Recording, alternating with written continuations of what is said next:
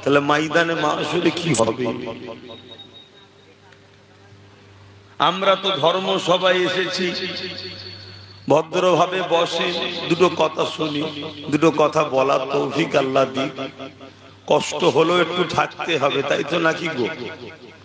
কি বলছেন, থাকা দরকার তো নাকি? অনেকে তো আবার গরমে হার্ট ফেল হয়ে যাচ্ছে। আল্লাহ সব হিফাজত করে, বিশেষ করে মুরব্বী বাপ মা গুলো শরীরকে সুস্থ রাখে, আর বাচ্চাগুলোকে আল্লাহ হিফাজত করে। তবু আমরা জন ছেলে একটু ট্যাকেল করে নিতে পারি। তারপরও এখন জনগুলো আবার বুড়োদের থেকে আরো বেশি খারাপ হয়ে গেছে, সব ভেজাল খেয়ে আর গুটকা ফুটকা খেয়ে সব শেষ। একটু মহব্বত দরুদ পড়েন, আল্লাহুম্মা সাল্লি আলা। বসো বাবা, দেরি দেখুনি বাপ, বসো, যে যেখানে আছো বসো, ছায়া টায়া দেখে বসো। মহব্বতে জোরে জোরে পড়ে, আল্লাহুম্মা সাল্লি আলা।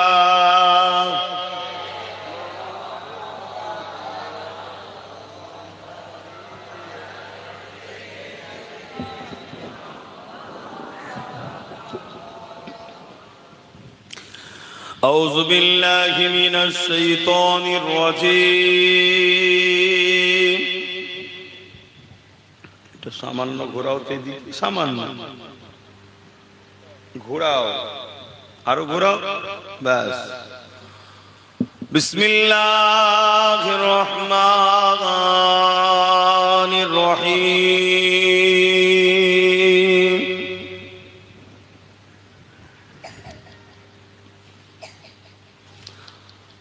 আলহামদুলিল্লাহ আলহামদুলিল্লাহ নাহমাদুহু ওয়া নাস্তাঈনুহু ওয়া নাস্তাগফিরুহু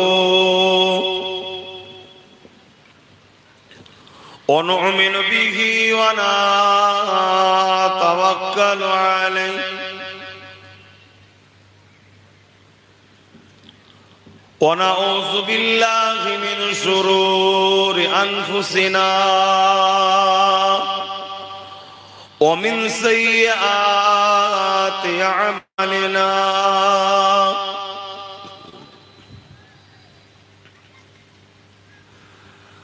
من يهدي الله فلا مضل له ومن يضلله فلا هادي له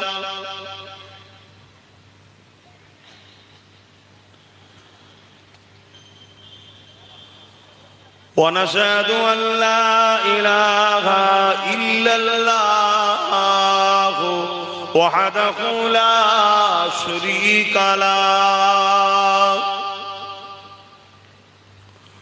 ونشهد أن سيدنا وحبيبنا ومولانا محمدا عبده ورسوله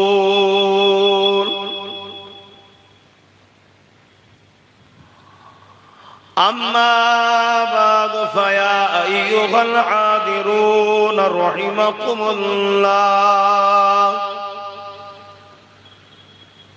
قال الله تعالى في كلام المجيد والفرقان الحميد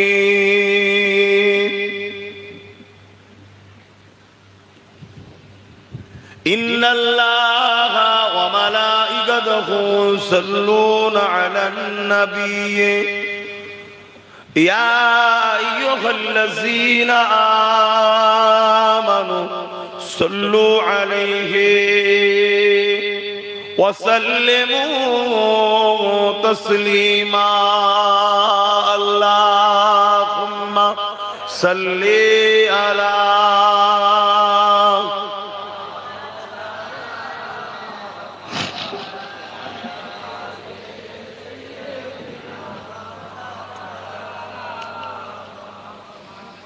প্রচুর মানুষ এই রোদে ঘরে আরামে শুয়ে আছে বা ঘরে বসে আছে, আপনারা কিন্তু বেশ কিছু মানুষ আবার এই গরমেতে বসে দরুদ শরীফ পড়ছেন, আপনাদের বিবেক কি বলছে? আপনারা কি পাগল? একটু আওয়াজ দিয়ে বলুন, আপনারা পাগল নয়, আপনারা প্রেমের টানে এসেছেন। আর এই প্রেমটার নাম হলো ঈমান। জোরে বলুন সুবহানাল্লাহ। আপনাদের ঈমান আপনাকে এখানে টেনে নিয়ে এসেছে। না এই গদে মানুষের সানস্টক হয়ে যাবার কথা, এত গরম, তারপরেও ছুটেছেন কেন? পাগল হয়ে যাইনি আমরা। আমাদের ঈমান, আমাদের প্রেম, আমাদের আদব, আমাদের ভালোবাসা আমাদেরকে টেনে নিয়ে এসেছে। আমাদের হৃদয়ে এমন একটা প্রেমের আগুন জ্বলছে, এই গরম, এই তাপ আমাদেরকে ওই প্রেমের কাছে এই গরম হার মানতে বাধ্য হয়েছে। জোরে বলুন সুবহানাল্লাহ। ওই প্রেমটা হলো আল্লাহ ও রাসূলের প্রেম। জোরে বলুন সুবহানাল্লাহ। আমরা এমনি এমনি এসে বসিনি, আমরা পাগল নয়। এই আশাটাই হলো প্রকৃত ভালোবাসার পরিচয়। এসি ঘরে বসে, এসি মসজিদে নামাজ পড়া আলহামদুলিল্লাহ ভালো, আমি খারাপ বলছি। মানুষ এখন আরাম পিপাসিত হয়েছে, আল্লাহ দিয়েছে, কেন করবেন না? কিন্তু কখনো কখনো পরীক্ষাও দিতে লাগে, কখনো কখনো পরীক্ষা দিতে লাগে। তাহলে ভালোবাসাই যখন এসেছেন, প্রেমে যখন এসেছেন, আল্লাহ দয়া করে যখন নিয়ে এসেছেন, এই মাহফিলে বসলে গুনাহ মাফ হয়। আমরা উলামাদের মুখ থেকে শুনেছি না শুনিনি? ময়দানে মাশরে আল্লাহর কাছে আশা করি আল্লাহ যেন আমাদেরকে আরশে আজিমের ছায়া দান করে। আজকের এই ভালোবাসাকে কবুল করে বলুন আল্লাহুম্মা আমিন। অনেকে ভাবতে পারে এই ছোট্ট কাজ, এই একটাতেই সব হয়ে যাবে। আরে আল্লাহ কাকে কোন দিক দিয়ে নাজাত দেবে আল্লাহ ভালো জানে। হাদিস পাকের মধ্যে আছে কিয়ামতের দিনে একটা বান্দাকে আল্লাহ ডাকবে, আসো হিসাব দাও। হিসাব দিতে গিয়ে দেখা যাবে বান্দা আল্লাহকে বলছে, আল্লাহ আমি তো অনেক গুনাহ করেছি দুনিয়ায়, আমি ভালো কাজ করেছি কই? আমি তো পাপই করে বেরিয়েছি। আল্লাহ বলবে লা তাখনাতু মির রাহমাতিল্লাহ, বান্দা তুই আমার সৃষ্টি, আমার দয়া থেকে নিরাশ হচ্ছিস কেন? আমল দেখা। আল্লাহ কুদরতি ভাবে দেখবে আমলে শুধু পাপ, অন্যায়, খাতাতে শুধু ভর্তি পাপ, ভালো কাজ নেই। দেখতে দেখতে একটা জায়গায় দেখবে একটা ভালো কাজ একদিন পাওয়া গেছে। জোরে বলুন সুবহানাল্লাহ।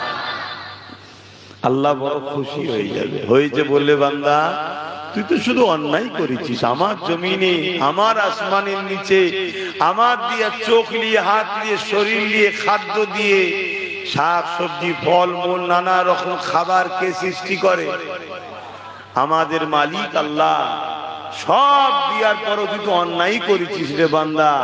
তবে একটা তোর ভালো কাজ পেয়েছি, আমি বড় খুশি হয়ে গেছি। কোথায় যাবি বল?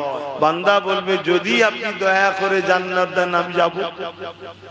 আল্লাহ আরো খুশি হয়ে যাবে, ঠিক বলেছিস বান্দা, যা, আমার দয়ার বিনিময়ে তো সব পাপকে চেপে দিয়ে জান্নাতি করে দিলাম। জোরে বলুন সুবহানাল্লাহ। আরো খুশি হয়ে বলুন সুবহানাল্লাহ। নারী দিবে।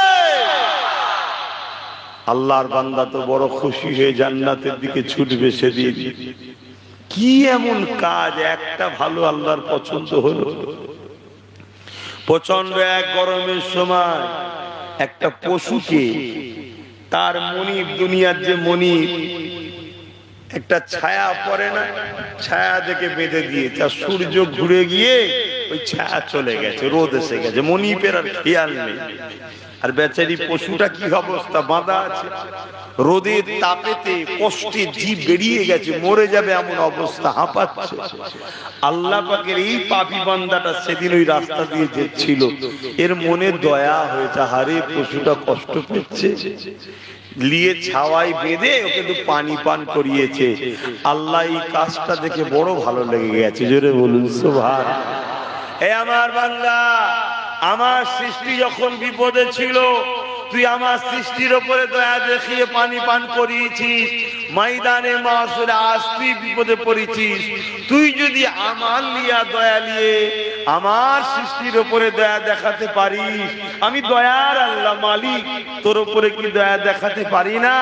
যা, তোকে দয়ার বিনিময়ে জান্নাতি করে দিলাম। জোরে বলুন সুবহানাল্লাহ।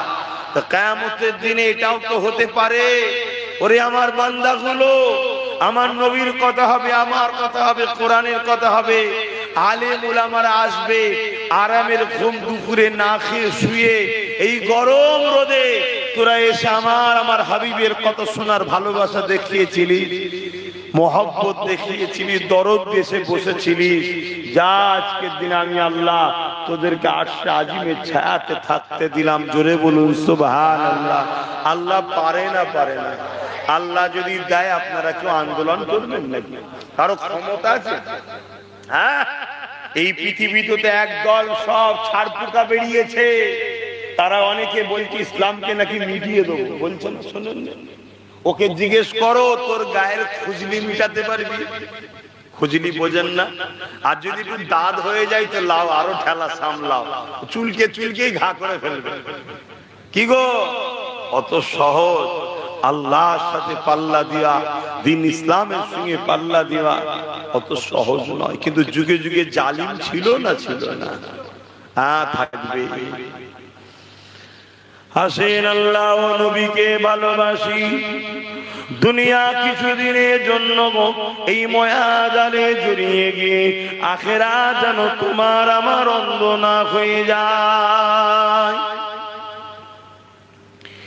এ নওজওয়ান তরুণেরা, যুবকেরা, আমার নবী পাকের উম্মত উম্মতি গণেরা, আল্লাহ পাক দুনিয়া জমিনে তোমাকে আমাকে পাঠিয়েছে কিছুদিনের জন্য। সময় যার যখন আছে ডাক দেবে, ফিরে চলে যেতে হবে। এই পৃথিবী কারো জন্য চিরস্থায়ী নয়।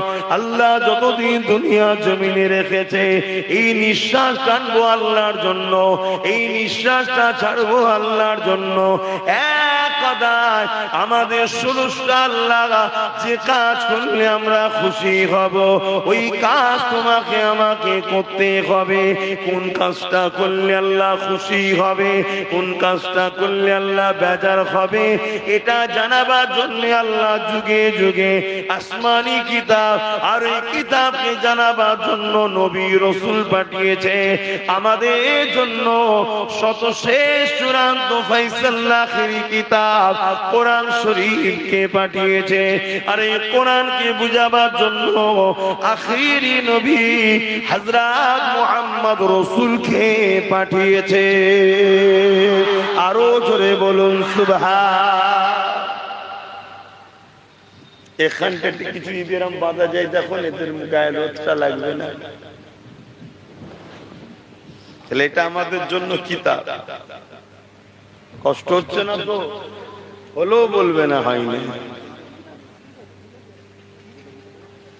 তাহলে আমাদের জিন্দেগি কোরআন অনুযায়ী, মুহাম্মদ রাসূলের আদর্শ অনুযায়ী কাটাতে হবে, ঠিক না বেঠিক?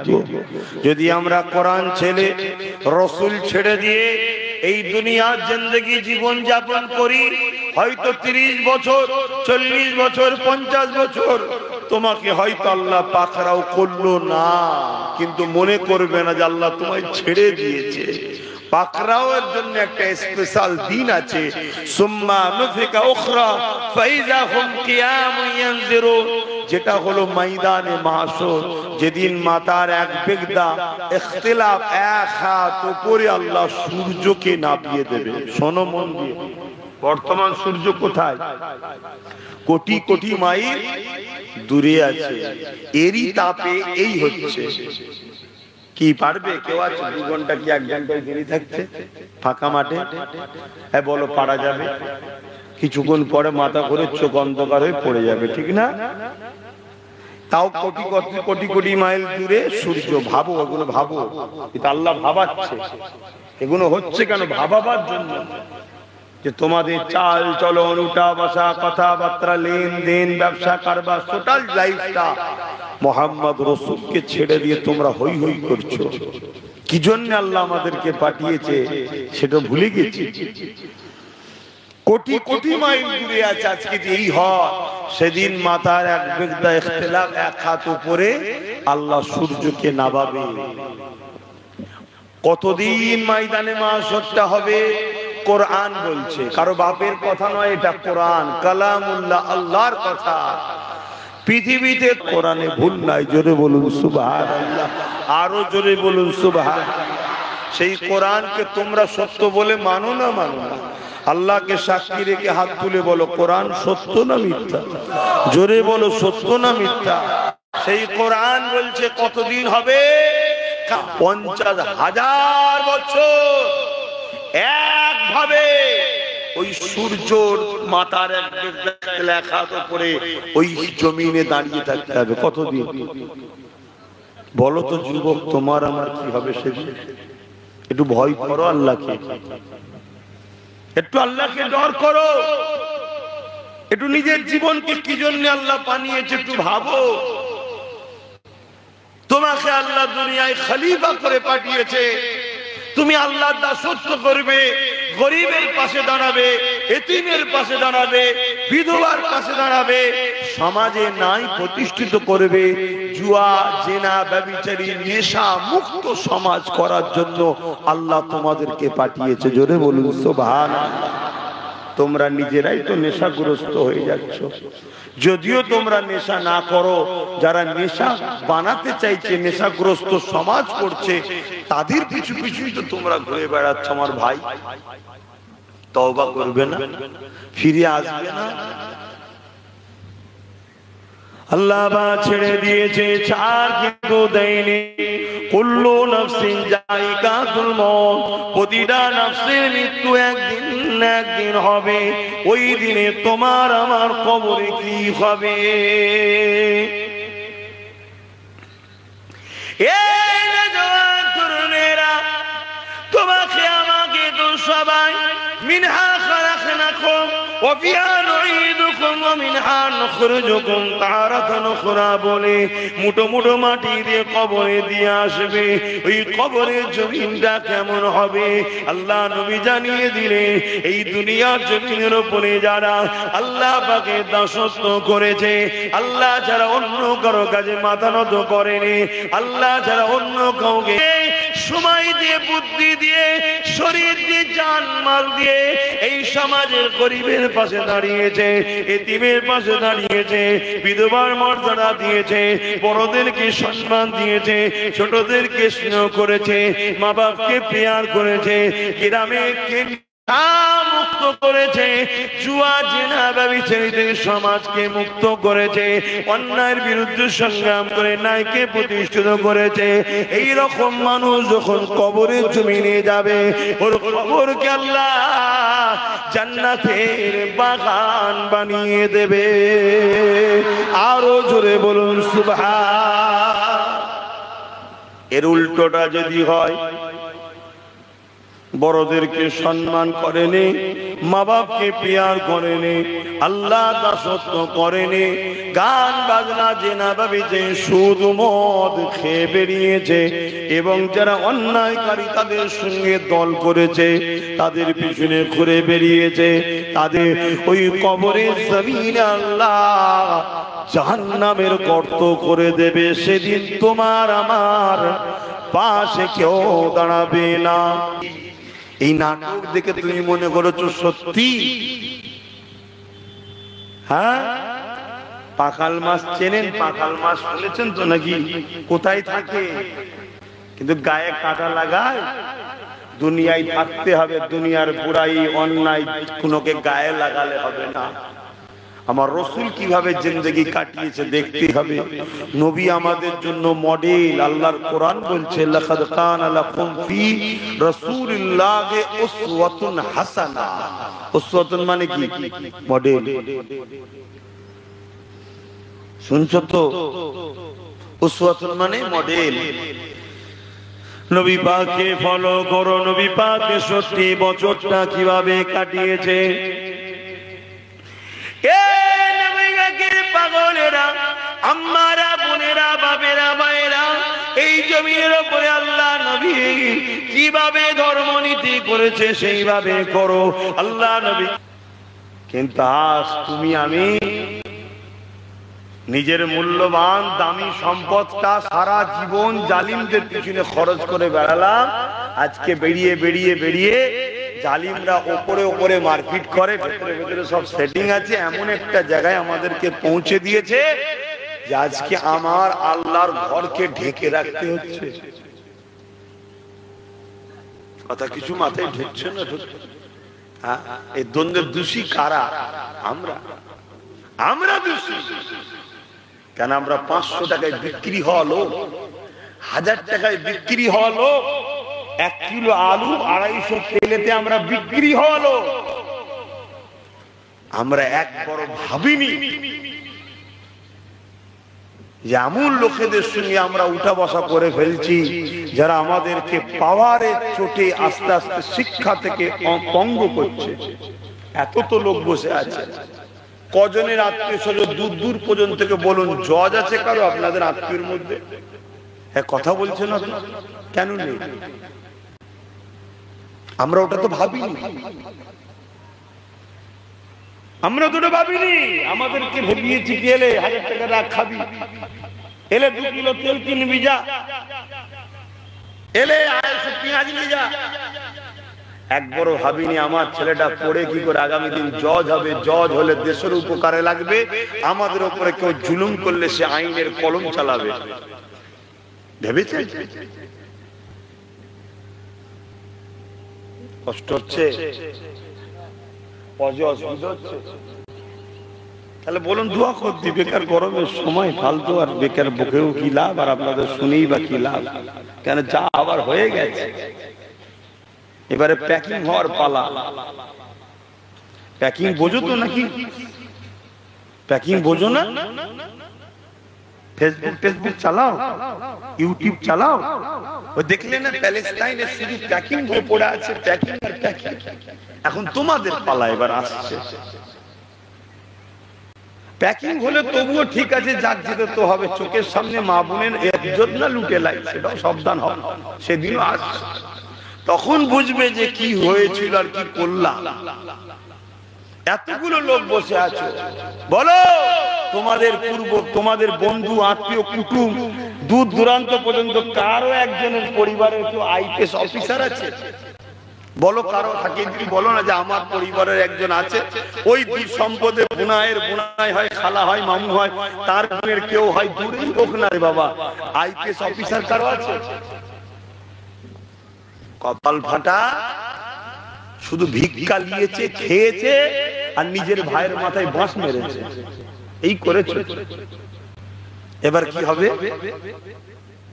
ছেলেগুলোকে যদি পড়াতো, তোমার দাদুগুলো যদি তোমার বাপগুলোকে পড়িয়ে আইপিএস অফিসার বানাতো, ডাব্লিউএস অফিসার বানাতো, জজ বানাতো, উকিল বানাতো, ডিএম বানাতো, বিডিও বানাতো, তাহলে আজকে কলমের জোর থাকতো না? থাকতো? এই কথা কষ্ট হচ্ছে, খুব গায়ে লাগছে না?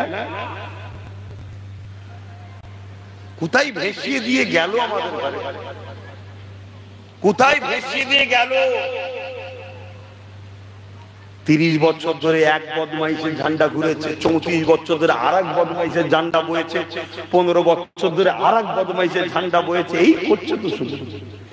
একবার ভাবলো না যে এই জাতটা কি করে এদের শিক্ষা করে, এদের ডাক্তার কই, এদের উকিল কই, এদের জজ কই, এদের ডিএম কই, এদের বিডিও কই, এদের আইপিএস অফিসার কই? একবারও ভাবলো।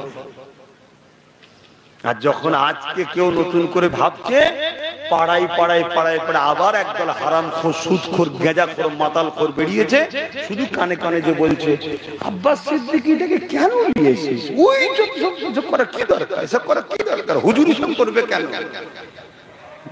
বলছে না? বলে আজান, আজ আজানটা হয়ে যায়।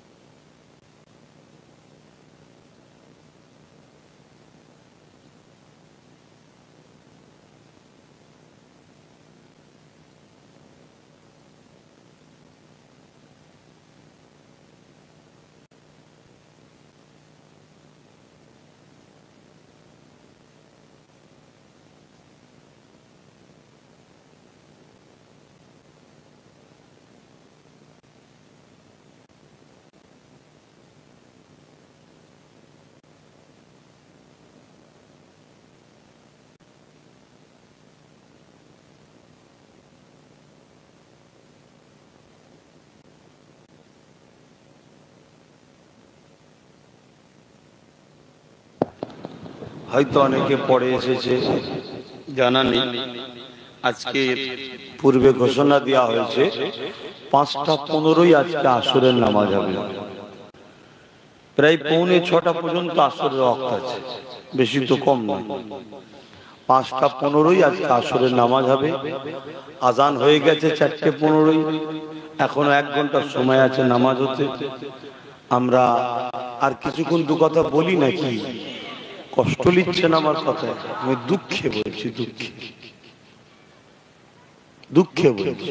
আমি জানি আপনাদের জন্য প্রত্যেকটা কথা আমার জন্য একটা করে ক্ষতির কারণ হচ্ছে।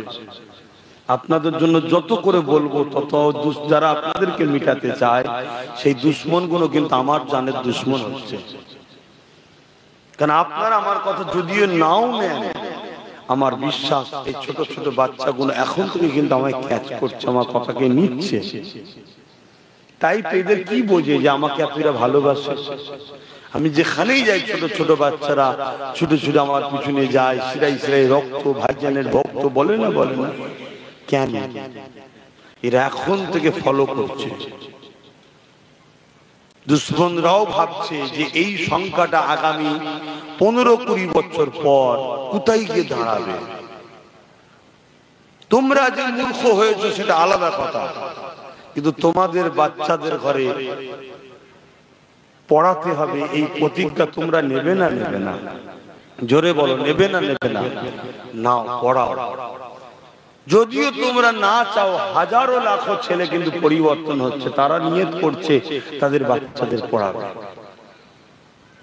ডাক্তার বানাও, উকিল বানাও, জজ বানাও, ডিএম বানাও, আইপিএস অফিসার বানাও, ডব্লিউবিসি অফিসার বানাও, যেগুলো দেশেরও কল্যাণ হবে।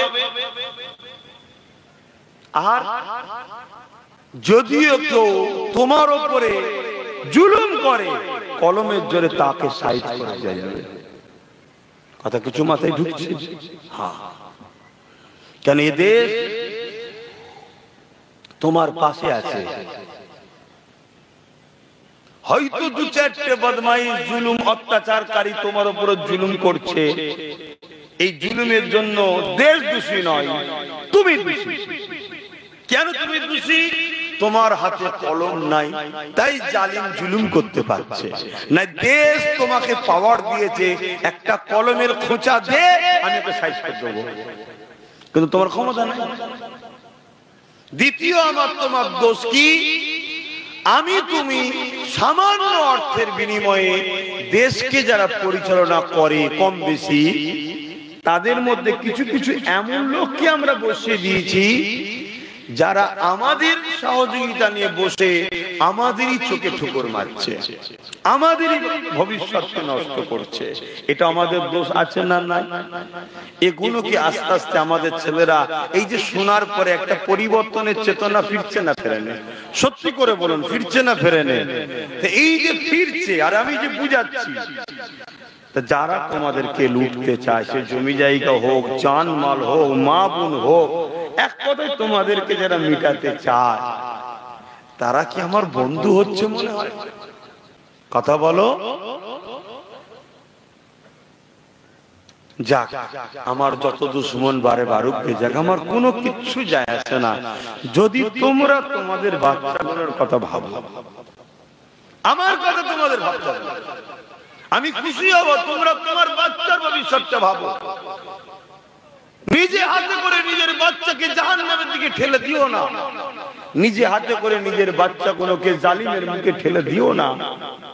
নিজে হাতে করে নিজের বাচ্চার ভবিষ্যৎ গুলোকে গলা টিপে মেরে দিও না। ৭৭ বছর হয়ে গেল, আমি তুমি বাচ্চার কথা কখনো ভাবলাম না। ৮০ বছর ধরে দুধ কলা খাইয়ে প্যালেস্টাইনবাসী যাদেরকে পুষলো, ৮০ বছর ধরে দুধ কলা খাইয়ে, এমনকি পায়ের জুতো ছিল না, প্যালেস্টাইনবাসী জুতো দিয়েছে। জামা ছিল না, তাদেরকে জামা দিয়েছে। ঘর ছিল না, তাদেরকে ঘর দিয়েছে। খাবার ছিল না, খাবার দিয়েছে। পড়ার ব্যবস্থা ছিল না, পড়তে দিয়েছে। ৮০ বছর ধরে যাদেরকে প্যালেস্টাইনবাসী লালন পালন করে খাইয়ে দাইয়ে সহযোগিতা করে শক্তিশালী মোটা তাজা বড় করলো, তারাই ক্ষমতায় এসে তারাই বড় হয়ে শক্তিশালী হয়ে আজকে সেই প্যালেস্টাইনবাসীর বাচ্চাদেরকে কাফন পড়াচ্ছে। এতে কি প্যালেস্টাইনবাসীর বাপেদের একটু ভুল হয়েছে? নয়, জোরে বলুন। হ্যাঁ, দুধ কলা মানুষকে খাওয়ানো ভালো, সাপকে নয়। মানুষের মধ্যে কিছু মানুষ আছে তারা সাপের থেকেও ভয়ঙ্কর। এ আছে না? না, সাপ কামড়ালে বিষ হবে, যদি সে জানা থাকে সঙ্গে সঙ্গে ওই জায়গাটা যদি বেঁধে ফেলার একটু করে বেশি করে কেটে রক্ত বার করতে পারে, বা ওই সাপ কামড়েছে সেই যদি তার অ্যান্টি ওষুধ দেয়, 99% আজকে আমার দেশ সাকসেসফুল বাঁচার রাস্তা আছে। কিন্তু মানুষের মধ্যে কিছু মানুষ আছে ওর বিষ যদি কানে চলে যায়,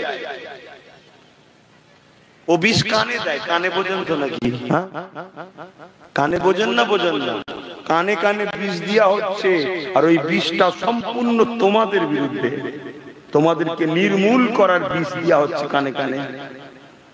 তোমার হুঁশ নাই, কারা দিচ্ছে? গতকালকে যারা সেকুলারের নামে তোমাদেরই দাদা দিদি ছিল, যাদের পিছনে তোমরা ঘুরেছিলে, আর তারা বলেছিল হাত মুঠো করে তারাও তারাও, তারাই আজকে সব ঝুপঝাপ লাভ মারছে।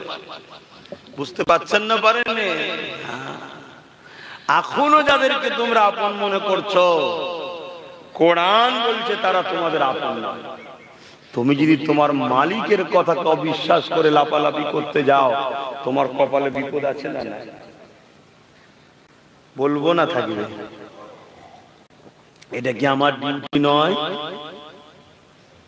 বলো, জমির জন্য মারপিট হয়, আর ইমানের সম্পর্ক হাত ধরে জান্নাতে নিয়ে যায়। জোরে বলুন সুবহানাল্লাহ। যদি বিশ্বাস রাখো তাহলে আমার একটা কথা শোনো, এইছে, এবং তুমি তোমার মালিককে বলো, তোমার মন সেই রাস্তাই দেখাবে যে রাস্তা আমি তোমায় দেখাচ্ছি।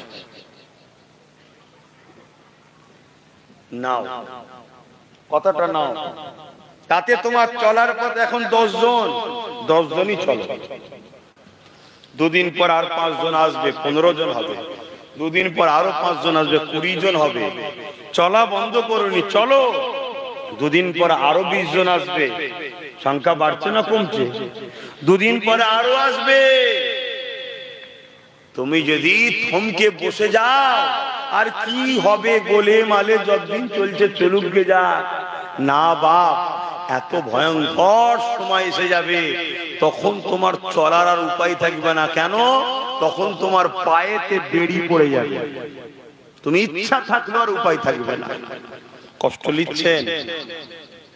আমি একটা ছোট্ট উদাহরণ দিচ্ছি, কথাটা মন দিয়ে শোনেন। বলবো, আমরা অনেকে দেখবেন পিকনিক করতে যাই, পিকনিক করতে যাই। পিকনিকে যারা যায়, যুবক ছেলে যাবে, বাধা নাই ইসলামে, কিন্তু দুটো জিনিস করলে একটু রান্না করে খেলে অসুবিধা নেই, কিন্তু সেখানে হারাম খাদ্য যেন না থাকে, এক।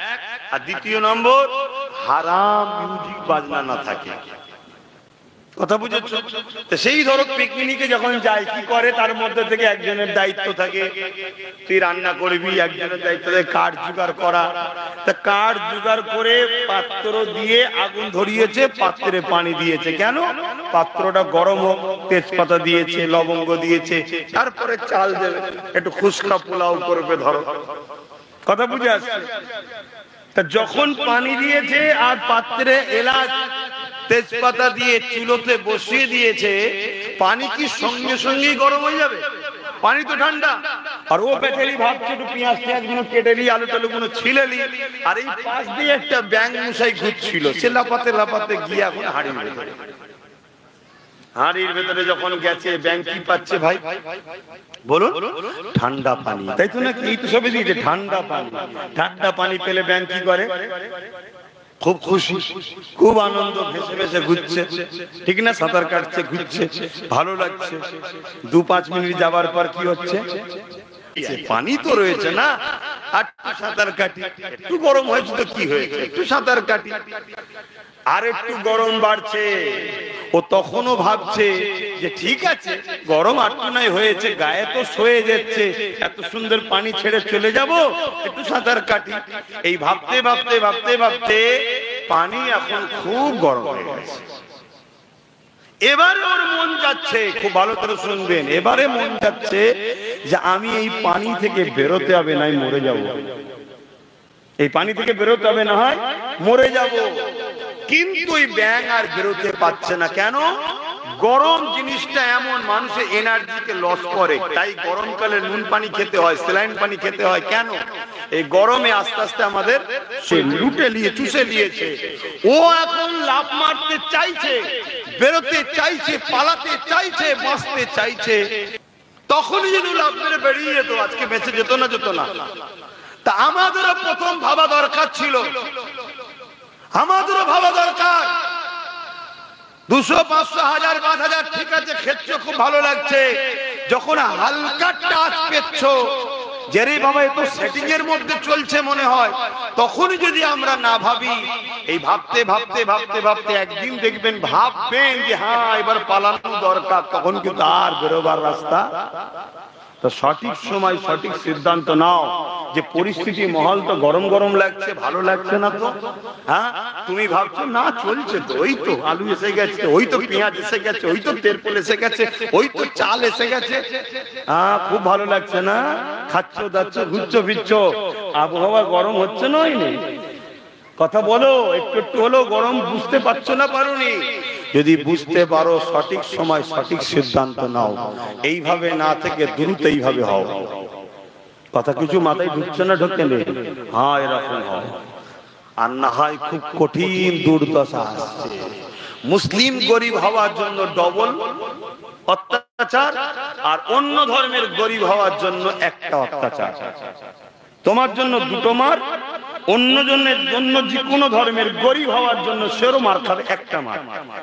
সে মার খাবে কেন? গরিব হওয়ার জন্য। আর তুমি মার খাবে কেন? একদিকে গরিব আর একদিকে ইসলামের অনুসারী, তাই দুদিকে মার খাবে। কথা কিছু বুঝে আসছে? কেন ইতিহাস বলছে যুগে যুগে গরিবদের উপরে সবাই জুলুম করেছে, সে খ্রিস্টান হোক, ইহুদি হোক, আর যেই হোক, মুসলমান হোক, ওদের উপরে যেমন ধর্মের জন্য একটা জুলুম থাকবে, গরিব হওয়ার জন্য কিন্তু অন্য ধর্মের মানুষের উপরও জুলুম যুগে যুগে হয়ে আসছে। তাই আমি বলবো আমার রাসূলুল্লাহকে অনুসরণ করেন, ফিরে আসেন, নিজের রাস্তায় নিজে উঠুন, একটু নিজের আপনকে চিনুন, দুশ্মনকে চিনুন, না হয় ঠকতে হবে। মুসলমান ঘরের ছেলে মেয়েরা, তরুণেরা, এ নবী পাকের প্রেমিকেরা, আল্লাহ নবী 1000 বছর আগে বলে গেলেন, এ আমার উম্মতেরা, আমি রাসূলুল্লাহ চলে যাচ্ছি, তোমাদের কাছে 3টে জিনিস রেখে যাচ্ছি। প্রথম নম্বর হলো কিতাবুল্লাহ, দ্বিতীয় নম্বর হলো সুন্নাতে রাসূলি, 3 নম্বর হলো আহলে বাইতি। এই 3টেকে তোমরা মজবুত করে ধরো। যদি তোমরা ধরতে পারো, দুনিয়া তো তোমরা মুসিবতে বিপদে পড়বে না, আর আখিরাতে তোমাদের কোনো চিন্তা থাকবে না। আমাদের উচিত হবে আল্লাহ নবীর নেতৃত্ব মানবো, নবী পাকের কথা অনুযায়ী নবীর বংশের বাচ্চা কুরাইশদের ঝান্ডা তলায় দাঁড়াবো, কুরাইশ খানদানের বাচ্চাদের নেতৃত্ব মানবো। সে ধর্মীয় নেতৃত্ব হোক, সমাজের নেতৃত্ব হোক, রাজনীতির নেতৃত্ব হোক, আমরা রাসূলুল্লাহর কথা অনুযায়ী কুরাইশ বংশের বাচ্চা ঝান্ডা তলায় দাঁড়াবো, অন্য কোনো দিকে আমরা যাব না। তার ইশারা যার পিছনে যেতে বলবে তার ইশারাতে আমরা যাব। দ্বিতীয় নম্বর হলো সুন্নাতে রাসূলি, আমি নবী আমার সুন্নাতকে তোমরা ধরো। রাসূলুল্লাহ সুন্নাতে সংসার করব, রাসূলুল্লাহ সুন্নাতে কারবার করব, রাসূলুল্লাহ সুন্নাত অনুযায়ী নিজে জীবন কাটাবো। এবং তুমি আমি আল্লাহর কোরআনের বিধান অনুযায়ী জীবন কাটাবো।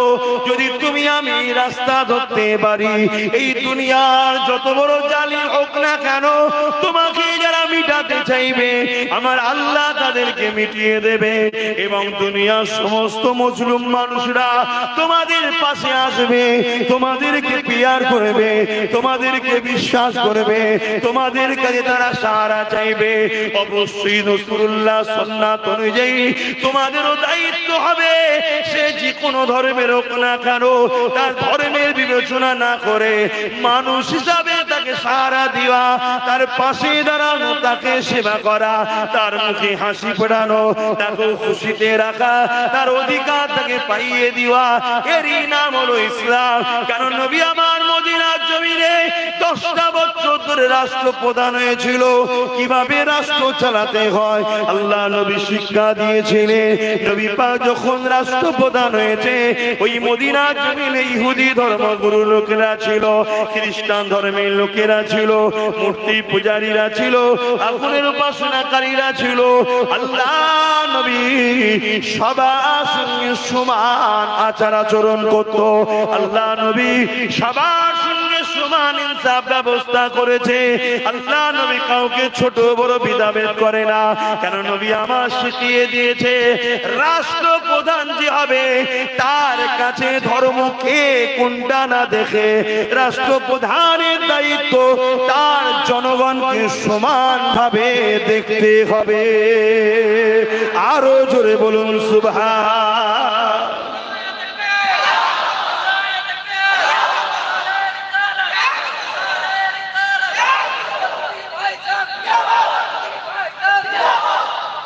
আর আমরা আজকে বিশ্বের দিকে তাকালে কি দেখছি বলুন?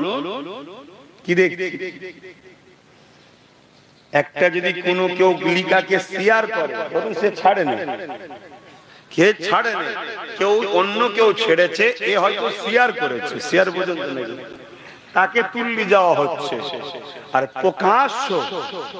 প্রকাশ্য সমাজ বিরোধী, গণতন্ত্র বিরোধী, দেশ বিরোধী, সমাজ বিরোধী, সন্ত্রাসী মূলক কথাবার্তা হয়, তাদেরকে নিরাপদের জন্য গার্ড দেওয়া হয়। এটা দেখছেন না দেখেন? এর জন্য দোষী কারা? জোরে বলবেন না? আমরা কেন? আমরা পৃথিবীকে সত্যতা শিখাবো, আমরা ইনসাফ শিখাবো, আমরাই পৃথিবীকে ন্যায়, ইনসান, ইনসানিয়াতের রাস্তা দেখাবো। আমরাই সেই মুহাম্মদ সাল্লাল্লাহু আলাইহি সাল্লামের দেখানো রাস্তা থেকে আজ আমরা বেরিয়ে গিয়ে আমরাই তো জালিমের দলদাসের গোলাম হয়ে গেছি। তা দেখাবে পৃথিবীকে শান্তি। এর জন্য সব দোষের মূল হচ্ছে আমরা। যদি আমার কথায় অপছন্দ হয় যে আপনি আমাদেরকে দোষারোপ করছেন, তাহলে আব্বাস সিদ্দিকী ভুল বলছেন। যদি ভুল বলে থাকে আমার সাথে সম্পর্ক কেটে দিন, দূরে সরে যান।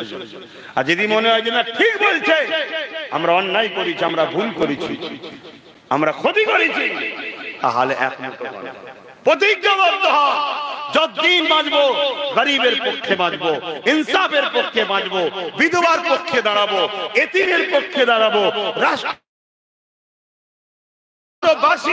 যে কোনো ধর্মের হোক সেই গরিবদের ঘরে সেবা করার পক্ষে দাঁড়াবো। আমরা কোনো ডাকাতের পক্ষে নয়, চোরের পক্ষে নয়, সন্ত্রাসের পক্ষে নয়, গুন্ডার পক্ষে নয়।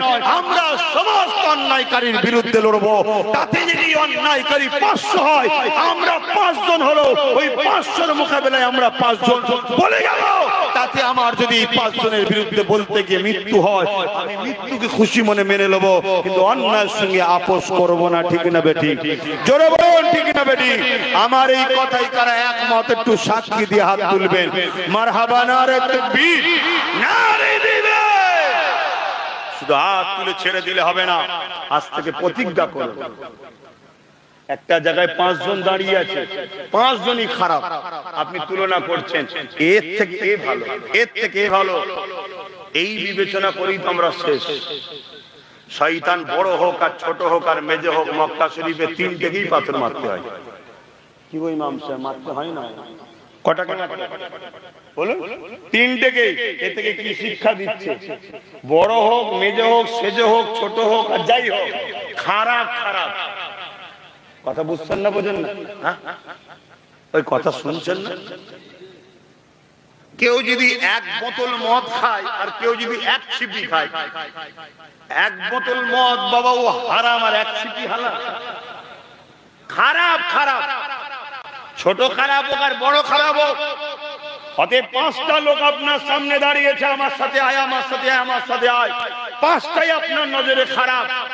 আপনি পাঁচটাকে অ্যাভয়েড করতে শিখুন, তবেই সমাজের ভালো মানুষ সামনে আসবে। আর আপনি যখন তুলনামূলক বাঁচতে শিখেছেন, ওর থেকে এইটা ভালো, ওর থেকে এইটা ভালো, ওর থেকে এইটা ভালো, তখন বড় শয়তান ছোট শয়তানকে দিয়ে আপনাকে বোকা বানাচ্ছে। এই আমাকে তো ঘৃণা করে, কমসে কম তোকে একটু ভালো বলছে, তুই এক কাজ করে ওর সঙ্গে মিশে থাক, তুই ওদের সঙ্গে মিশে থাক, আমি মাঝে মাঝে এসে তোকে গাল দেবো, তুই মাঝে মাঝে আমায় গাল দিবি। শুনছেন না শোনেন না? যেগুলো তোকে গাল দিলে খুশি হবে সেগুলোকে আমি নেবো, আর যেগুলো আমাকে গাল দিলে তোর উপরে খুশি হবে, ওই যে আমরা যারা আছি একটু ভালো, তুই নিয়ে রাখ, দুজন মিলে দুদিক দিয়ে লুটি, আমি যা লুটবো তোকে ভাগ দেবো, তুই লা লুটবি আমায় ভাগ দিবি। কথা মাথায় ঢুকছে না? ঢোকে না ঢোকে, গরমে মাথার উপর দিয়ে কথা চলে যাচ্ছে না। শুনে রেখে দেন, আমার একটা ছোট্ট হাদিস আপনাদের বলে যায়, রাসূলুল্লাহর হাদিস। আল্লাহ নবী বললেন, অন্যায় দেখলে হাত দিয়ে রোখো, অন্যায় দেখলে হাত দিয়ে রোখো। ধরুন আপনি রাস্তাতে যাচ্ছেন, একজন বোন আসছে বা মা আসছে, সেই মহিলাটার উপরে দুজন মোটরসাইকেলে করে এসে তাকে ছিনতাই করতে চাইছে বা তার শারীরিক নির্যাতন করতে চাইছে, আর আপনারাও দুজন আছেন, বন্ধু যাচ্ছেন। এটা অন্যায় না অন্যায় নয়? যারা ওই মহিলার উপর ডিস্টার্ব করছে, অন্যায় না অন্যায় নয়? আপনি মোটরসাইকেলে যাচ্ছেন, এই দৃশ্য দেখে কি করবেন? চলে যাবেন না দাঁড়াবেন? বলুন। দাঁড়িয়ে দেখছেন বোনটা মুসলিম নয়, অন্য ধর্মের, আপনি কি করবেন? বলুন বলুন। দাঁড়াবেন না চলে যাবেন?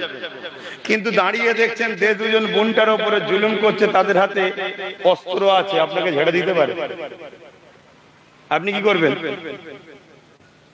একদম মনের কথা বলুন, মুখের কথা নয়।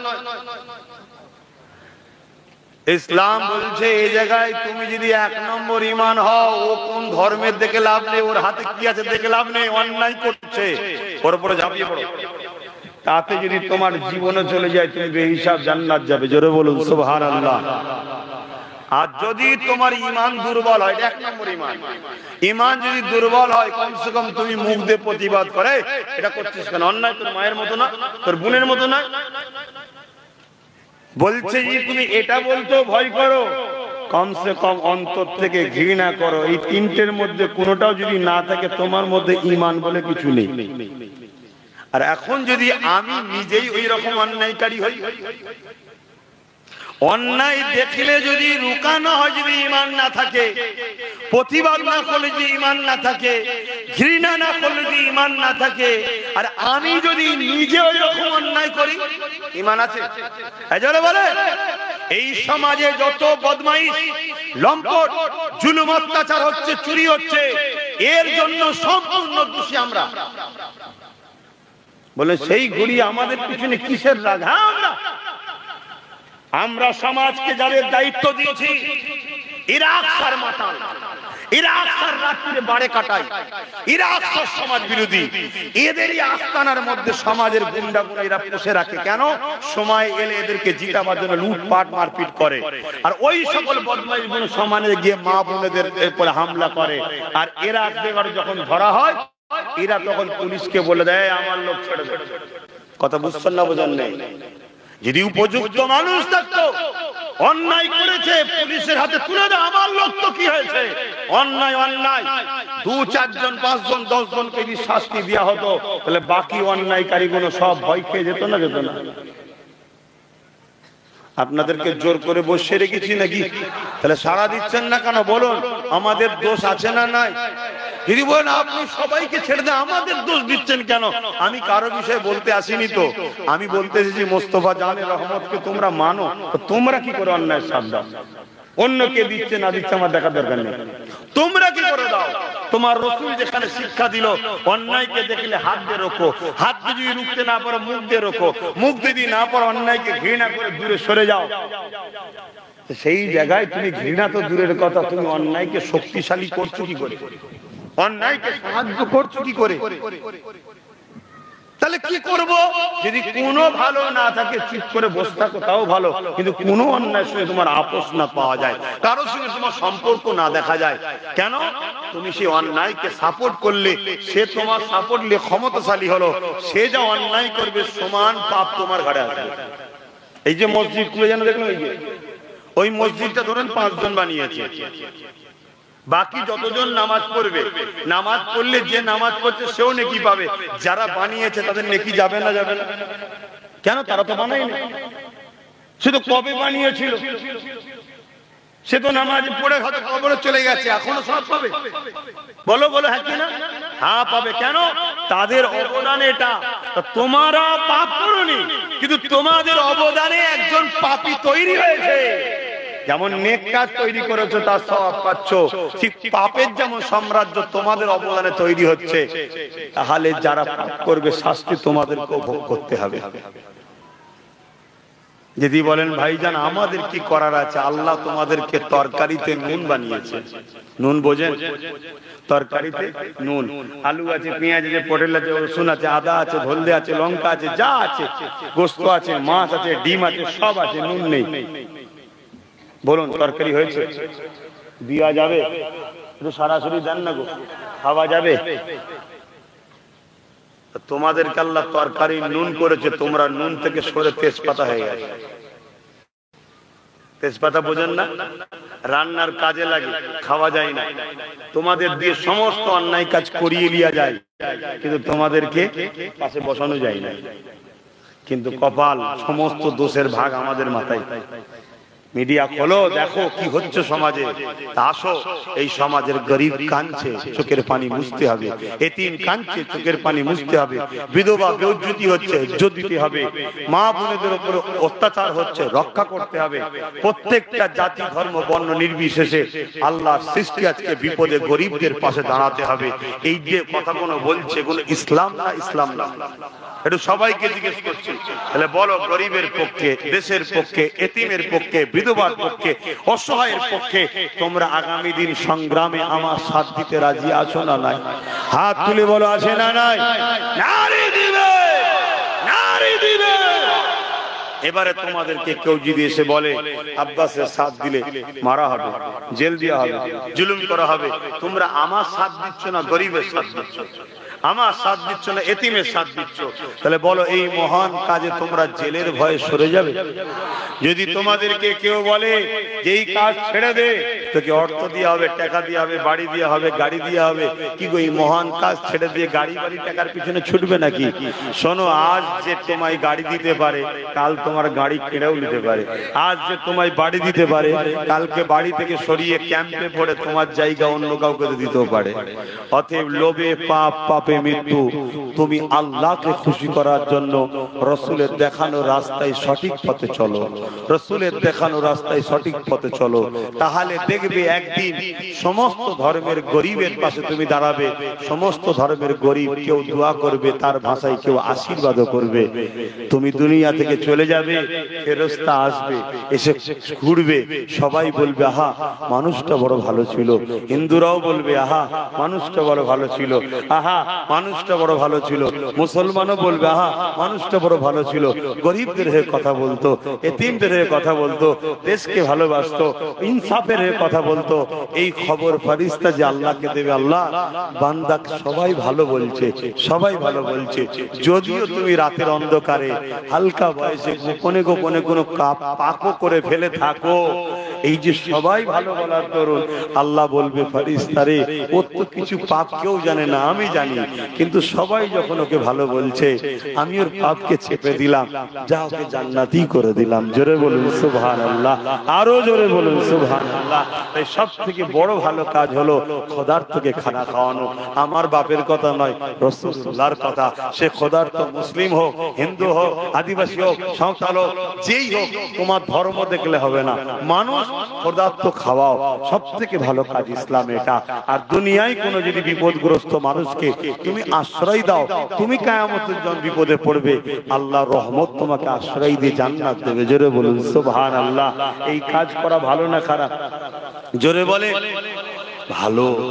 এই কাজ করার জন্য আমি যতটুকু পাচ্ছি আমি একটা সংগঠন আহলে সুন্নাত ওয়াল জামাত থেকে করছি, এটা অরাজনৈতিক সংগঠন জানেন তো, এ থেকে করছি, কিন্তু এ থেকে সব কাজ করা কি সম্ভব? জোরে বলুন। তাই আমি আমার ছোট ভাই নওশাদকে বলেছি তুই ওই দিকে যা যেদিক থেকে সবটা করা যাবে, ওকে পাঠিয়েছি। এটা কি আমি অন্যায় করেছি, ভুল করেছি? কিন্তু দুঃখের বিষয় কিছু নামধারী মুসলমান আমার আজও সমালোচনা করছে না, করেন কেন সমালোচনা করছে জানতে হবে। একটাই কারণ, তাদের পাতে আগামী দিন সুরো যদিও এখন পড়ছে, বটি পড়া তো বন্ধ হয়ে গেছে, সুরোটা যদিও পড়ছে আগামী দিন এই সুরো পড়াও বন্ধ হয়ে যাবে। কথা বুঝছেন না, বোঝেন না? ওই যে এতিমের রক্ত চুষে খাওয়া, বিধবা ঝেড়ে খাওয়া, এর এ খাওয়া, ওর ও খাওয়া, সব বন্ধ হবে না? হবে না। কেন বন্ধ হবে? গরিব গুলো যখন এক জায়গায় হয়ে নিজেদের জন্য নিজেরা ভাবতে শুরু অলরেডি করছে, তখন ঝেড়ে খাওয়াটা বন্ধ হবে না? হবে না। তাই এর মূল মাস্টার মাইন্ড কে শুরু করলো দেখতো? ওই আব্বাস সিদ্দিকী। এজন্য গলিতে গলিতে আজও আমাকে অনেকে সমালোচনা করে, যে যা বলে বলুক কি যাক, গরিবদের জন্য গাল খেতেও রাজি, এতিমদের জন্য মার খেতেও রাজি, আর অসহায় মুসলিম, হিন্দু, দলিত, আদিবাসী আমার ভারতবাসীর জন্য জেল খাটতেও রাজি। আপনাদের অসুবিধা আছে? আপনাদের অসুবিধা নেই তো? বাস আলহামদুলিল্লাহ। আর কথা নয়, একটু দাঁড়িয়ে গিয়ে সালাম দেবো, দোয়া করবো। ইয়া নবী সালাম।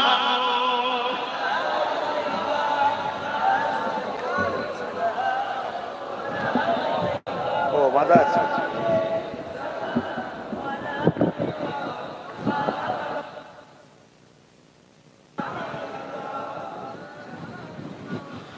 ও আল্লাহ, আল্লাহ আল্লাহ যেন আমাদেরকে আশ্বাস জিমে ছায়া দান করে, বলুন আমিন। আসেন সকলে ভক্তি ভরা ভালোবাসায় উচ্চ আওয়াজে একটু সালাত ও সালাম দয়ার নবীর উপরে পাঠাই। সালাম দিবার হুকুম কে দিয়েছে? আল্লাহ। বসে দেবেন না দাঁড়িয়ে দেবেন, ওটা আপনার প্রেমের ব্যাপার। তা আমরা আহলে সুন্নাত ওয়াল জামাতের মানুষরা দাঁড়িয়ে দিই, কিন্তু কেউ যদি বসে দেয় তার সঙ্গে ঝগড়া টগড়া করি না। কথা বুঝে আসছে? তাই যদি কেউ বসে দেয় সেটা তার প্রেমের ব্যাপার, কিন্তু কেউ যদি দাঁড়িয়ে দেয় তার সঙ্গে ঝগড়া করার মূর্খের পরিচয় হবে। কথা মাথায় ঢুকছে? কেন এটা প্রেম। দাঁড়াবার হুকুম আল্লাহ দিয়েছে, বসার সালাম দিবার হুকুম আল্লাহ দিয়েছে। তা আসুন সকলে একটু দাঁড়িয়ে সালাম দিয়ে। এরপরে কেউ যদি হাদিস কোরআনে খুঁজতে চায় যে হাদিস কোরআনে আছে কি, ভাই আমি তাহলে বলবো অবশ্যই আছে, কোরআনেও আছে, হাদিসেও আছে যে আদব করে সালাম দিতে হয়। জোরে বলুন সুবহানাল্লাহ। তো সব থেকে উত্তম আদবের দিক দিয়ে হচ্ছে দাঁড়ানো। তাই আহলে সুন্নাত ওয়াল জামাত হক দল, জান্নাতি দল, বিশ্বজুড়ে আজকের দিনে 95% মানুষ নবীকে দাঁড়িয়ে দাঁড়িয়ে সালাম দেয়। জোরে বলুন সুবহানাল্লাহ। ইয়া নবী সালাম, ইয়া রাসূল, ইয়া হাবিব সালাবা। কঠিন হাসরের দিনে কি আছে মোদের কপালে, গুনাহগার উম্মাহ আতো আপনা লইবেন সঙ্গে মাহশরে। নবী সালাম,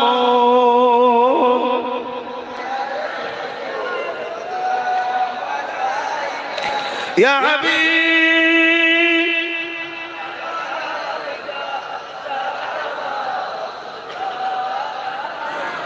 ইয়া নবী মদিনা হতে সব কিছুই পারেন দেখিতে, মোদের লাশ কবরে এ রাখিলে লইবেন আপন করে। নবী সালাম ইয়া রাসূল ইয়া হাবিব।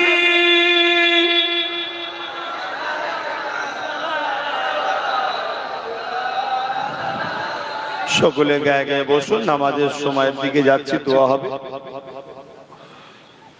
বালাগাল উলা বিকামালিহি কাসাবাদ দুজা বিজামালিহি হাসানাত জামিউ বিসালিহি সাল্লু আলাইহি ওয়া আলিহি আল্লাহুম্মা সাল্লি আলা سيدنا مولانا محمد وعلى آل سيدنا। আমার বাপ জানেরা, আমার কথাতে ভাষা থেকে কষ্ট পেয়েছেন নাকি?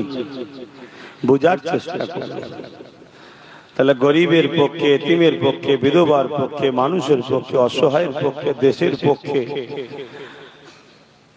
যখনই ডাকবো সংগ্রামের জন্য আমার পাশে সাথ দেবেন তো? হাত তুলে আল্লাহকে সাক্ষী রেখে বলছেন, সবাই বলছেন আলহামদুলিল্লাহ। এটা যদি সত্য হয় তার আগে একটা প্রথম প্রমাণ দিন কি? আমি একটা নলেজ সিটি করছি, জানেন না? ওই নলেজ সিটির প্রত্যেকে একটা বাৎসরিক দাতা হবে। একটা বই দেবো, বছরে 500 করে টাকা নলেজ সিটিতে দান করবেন, ওই বইতে লেখা থাকবে। এখানে নয়, দরবারে যখন যাবেন করবেন। প্রতি শুক্রবার, শনিবার, রোববার অফিস খোলা থাকে। বছরে 500টা টাকা নলেজ সিটি দাদা হুজুরের নামে, যেখানে আপনাদের বাচ্চাদেরকে পড়িয়ে এই উচ্চ শিক্ষায় শিক্ষিত করার চেষ্টা করছি। এটা কি করব না বাধ্যতামূলক? আপনারা কি সাথ দেবেন না? বছরে 500টা টাকা কি আজকের দিনে কোনো মূল্য আছে? বলুন, ভেবে দেখুন তো। আপনি আমার ওই বইয়েতে বছরে বছরে দেবেন, কমসে কম 10 বছর লেগে থাকুন। 10 বছরের মধ্যে ইনশাআল্লাহ অনেক দূর চলে যাব। তখন আপনার ছেলেটাকেও তো নিয়ে যেতে পারেন হাত ধরে, যে ভাইজান আমার ছেলেটাকে একটু ভর্তি নেন। কি আপনার যদি একটা বই থাকে, তার মানে আপনিও তো সহযোগিতা করেছেন। আপনার জন্য একটা আলাদা সুযোগ সুবিধা আমার দেওয়া দরকার আছে না নাই? যদি মনে হয় একটু সাথ দেবেন, প্রথমে এই কাজটা করুন। কেন লড়াইয়ের পক্ষে যেতে গেলে তো জানও চলে যেতে পারে। আপনারা জান দিতে প্রস্তুত আছেন, বছরে 500টা টাকা দিয়ে নিজের বাচ্চার ভবিষ্যৎ তৈরি করার কারখানাটা তৈরি করবেন না? আমি নলেজ সিটি করছি, জানেন তো আপনারা? বছরে প্রত্যেকে একটা করে বই করবেন। ফুরফুরা শরীফ আহলে সুন্নাত ওয়াল জামাতের আমার কেন্দ্র অফিস আমার বাড়ির সামনে। প্রতি শুক্র, শনি, রোব 3 দিন অফিস খোলা থাকে। অফিস টাইম সকাল 10টা থেকে বিকেল 4টে পর্যন্ত। দুপুরে 1 ঘন্টা নামাজের সময় বিরত থাকে। এই সময়ের মধ্যে গিয়ে আপনারা একটা বই করবেন, বলবেন আমি নলেজ সিটির বাৎসরিক 500 টাকার দাতা হব। তো দেখবেন 24, 25, 26, 27, 28 সব সাল দিয়ে আছে। 24 সালে দিলেন, আবার 25 সালে বইটা নিয়ে যাবেন, নিজে দেবেন। এবং আমি যখন নলেজ সিটির কোনো মানে আলোচনা মিটিং করব, কিভাবে আগামীতে কি করতে চাইছি না চাইছি, আপনাদের ওই দাতাদেরকে ফোন করে ডাকা হবে। ওই মিটিংয়ে যদি পারেন একটু যাবেন। কথা বুঝলেন? সেখানে একটা বুদ্ধি দেওয়া, পরামর্শ করা, আর কিভাবে আগানো যায়, কি করা যায়, এর পরে এই আলোচনাটাও হবে। কি গো, মনে হচ্ছে আমার এই কথাটা বলা কি আপনাদের কষ্ট দিয়ে ফেললাম? দুটো হলেও তো ছেলে আমার এই কথা শোনার পরে সাথ দিতে পারে, ঠিক না বেটি? তাহলে এইভাবে যদি বাংলা লক্ষ লক্ষ মা আমায় ভালোবাসে, লক্ষ লক্ষ বাপ ভাই বোন ভালোবাসে, তা আগামী দিন বুঝাতে বুঝাতে এইভাবে যদি আমার মা গুলো, আমার বোন গুলো, আমার ভাই গুলো, বাপ গুলো যদি বইটা করে, তাহলে আগামী দিন ওখানে একটা জ্ঞানের শহর গড়ে উঠতে পারে না পারে না? আপনি 2-10 বছর থাকলেই তো বুঝতে পারবেন যে হ্যাঁ হচ্ছে কি হয়নি।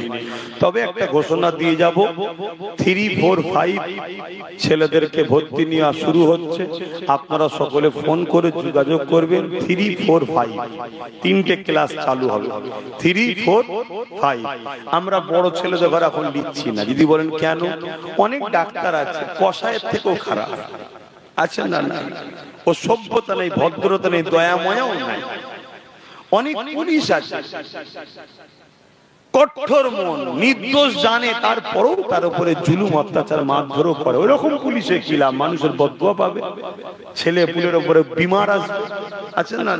তাহলে আমাদের বক্তব্য, ডাক্তার হোক, পুলিশ হোক, জজ হোক, উকিল হোক, অন্যায়ের যেন আশ্রয় না নেয়। এক যেমন শিক্ষিত হবে, আর একদিকে যেন মানব বন্ধন, মানবতাও থাকে, ঠিক না বে ঠিক? তার জন্য আমরা ছোটবেলা থেকে বাচ্চাদেরকে মানুষ করে সবকিছু ট্রেনিংটা দিতে চাইছি, যাতে করে মানুষের উপরে দয়া ময়া আসে। আমাদের সমাজে অনেক স্কুল আছে, যেসব স্কুলে বোম বন্দুকের ট্রেনিং দেওয়া হয়, আগুনের ট্রেনিং দেওয়া হয়, না হয় না? বিশেষ বিশেষ বিশেষ গরিব সমাজের মানুষদের মধ্যে থেকে অনেককে মেরে দিবার প্ল্যান ছোটবেলা থেকে বাচ্চাদের বেঁধে দেওয়া হয়। আমরা ওখানে কি দেবো? আমরা ওখানে দেবো মানব বন্ধনের শিক্ষা দেবো, যাতে জাতি ধর্ম বর্ণ নির্বিশেষে সবাই একে অপরকে ভালোবেসে থাকতে পারে। এই শিক্ষা দেওয়া দরকার, ঠিক না বেঠিক? তো সেই জায়গায় কেন মনুষ্যত্ব যদি ধ্বংস হয়ে যায়, যে আগুন ধরবে, ওই আগুনে একদিন মানুষ পুড়ে শেষ হয়ে যাওয়ার পর আগুনের কাজ তো খাওয়া, তখন তাদের ঘরেই দেখবেন আবার পুড়িয়ে খাচ্ছে।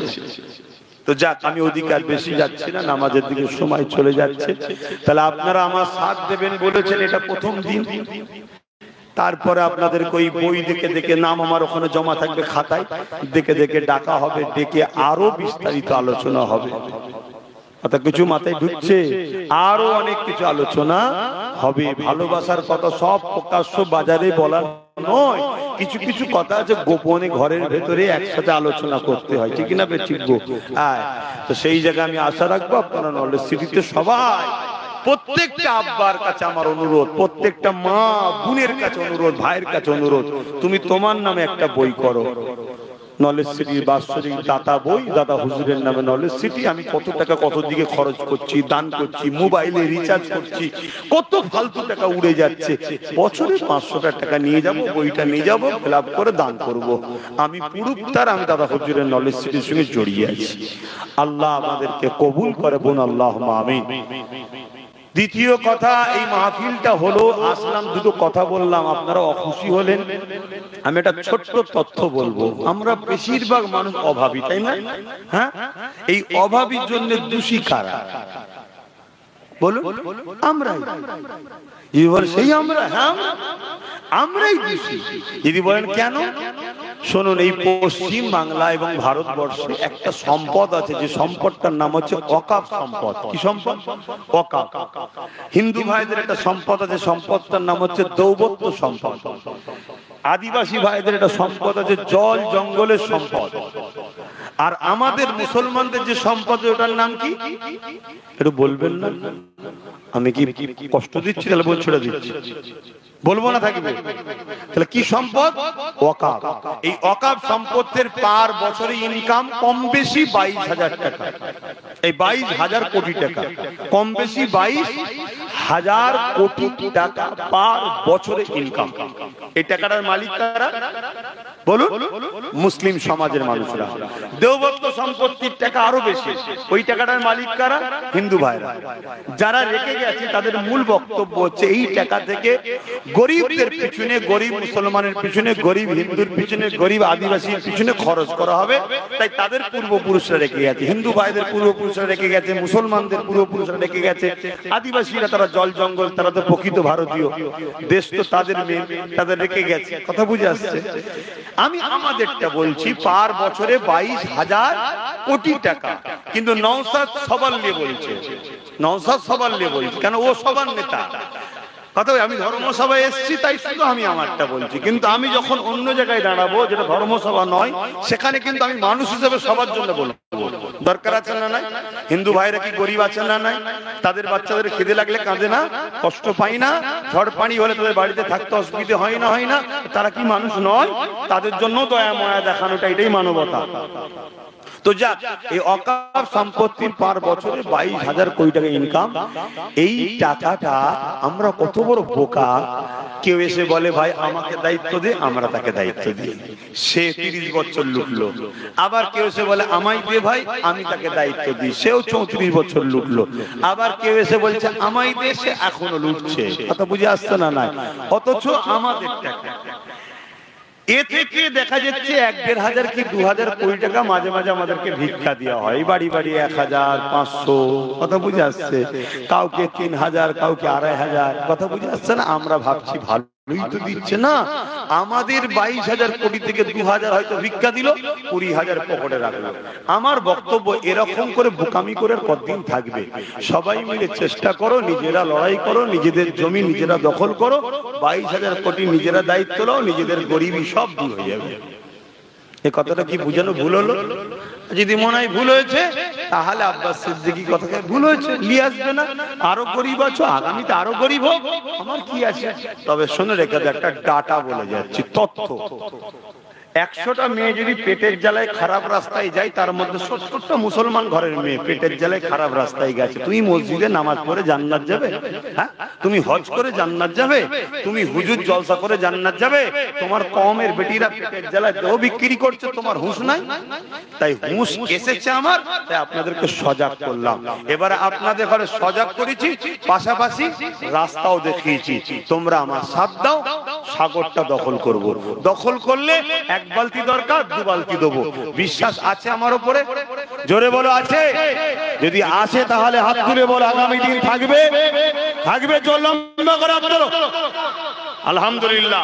একটা দুটো যদি মনে করে আব্বাস সিদ্দিকীর সাথ দিবার দরকার নেই, হতে পারে সে ভয়ের কারণে হাত তুলছে না, বা হতে পারে সে ভেতরে ভেতরে সত্যি হয়তো ইসলামের দুশ্মন, কিন্তু মুসলিম সে যাচ্ছে, তো ওই রকম গাদ্দারের প্রয়োজন নেই।